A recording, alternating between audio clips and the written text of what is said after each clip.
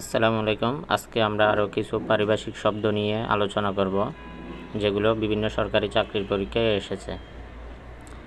11 নম্বরটি হলো কার্টেল, এর অর্থ সংক্ষিপ্ত করা, এবং 12 নম্বর হলো সিভিল সোসাইটি, এর অর্থ হলো সুশীল সমাজ। 13 নম্বর হলো কারেন্ট অ্যাকাউন্ট, এর অর্থ হলো চলতি হিসাব। 14 নম্বর হলো সিজ ফায়ার, এর অর্থ হলো অস্ত্র সংবরণ। 15 নম্বর হলো কোঅপটেড, এর অর্থ হলো সহযোজিত।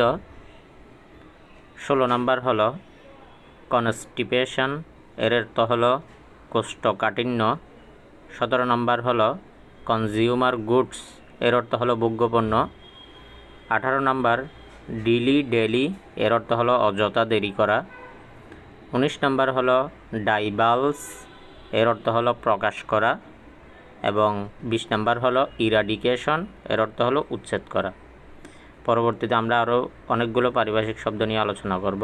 ততক্ষণ পর্যন্ত আমাদের চ্যানেলটি সাবস্ক্রাইব করে লাইক, কমেন্ট, শেয়ার করে দিবেন। ধন্যবাদ সবাইকে।